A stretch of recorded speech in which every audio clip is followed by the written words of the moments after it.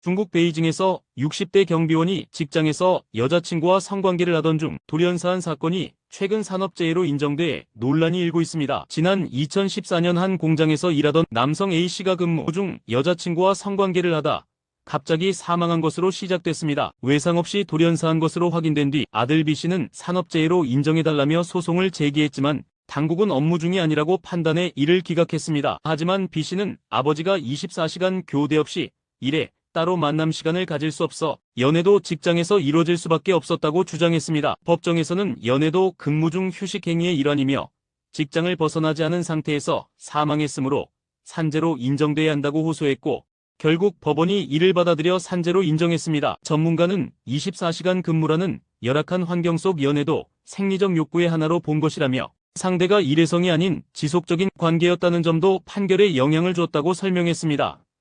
멕시코에서 또 한 번 정치인을 겨냥한 비극이 발생했습니다. 12일 베라크루스주 텍시스테펙에서 열린 시장 후보 유세 현장에서 총격이 발생해 여당 모레나당 소속 예세니아 라라 구티에레스 후보를 포함해 4명이 사망, 3명이 부상했습니다. 당시 유세는 페이스북 라이브로 중계 중이었고 총성에 놀란 군중이 비명을 지르며 도망치는 모습이 그대로 송출돼 충격을 안겼습니다. 영상은 다음날 삭제됐습니다. 베라크루스 주지사는 비겁한 살인이라며 책임자 색출을 다짐했고 대통령 셰인바움은 연방정부 차원의 수사 협력을 약속했습니다. 최근 멕시코에서는 정치인 대상 범죄가 잇따르고 있습니다. 며칠 전에는 고위 공무원이 식사 중 총격을 받아 사망했고 지난해엔 참수된 시장까지 있었습니다. 인권단체 다타 시비카에 따르면 지난해 정치인 대상 폭력 사건은 660건 이상 보고됐습니다. 이번 사건은 멕시코 정치의 치안 불안을 다시 부각시키고 있습니다.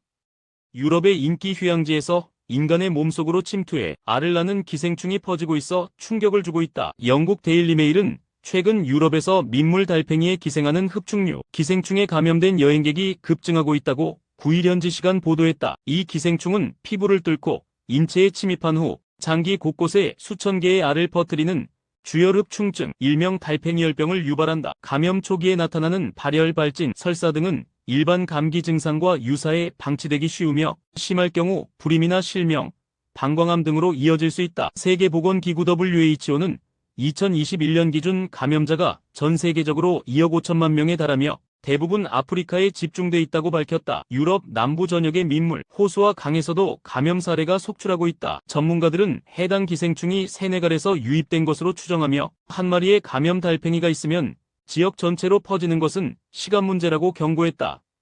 태국의 10대 여성이 직접 제작한 음란 영상을 SNS에 유포하며 매달 수백만 원의 수익을 올리다 경찰에 붙잡혔다. 태국 방콕포스트에 따르면 사이버범죄 수사국 CCIB은 최근 논타부리 지역에서 19세 여성 캄파라위를 체포했다. 캄파라위는 전 소셜미디어 플랫폼 트위터연 X에 다수의 음란 영상을 게시한 혐의를 받고 있다. 경찰은 수사 과정에서 해당 영상들이 여러 계정을 통해 반복 업로드됐음을 확인했고 모두 캄파라위가 운영한 계정으로 드러났다. 캄파라위는 4년 전부터 음란 영상을 직접 제작해 온라인상에 유포해왔으며 이 중 일부는 남성과의 성관계 장면이 포함된 것으로 밝혀졌다. 그녀는 비공개 멤버십을 통해 구독자들에게 영상을 유료로 제공했고 이를 통해 월 7만 9만 바타나 약 300만 380만 원의 수익을 올렸다. 또한 구독자 수가 30만 명을 넘은 계정을 수십만 원에 판매한 뒤 새 계정을 만들어 활동을 이어온 정황도 포착됐다.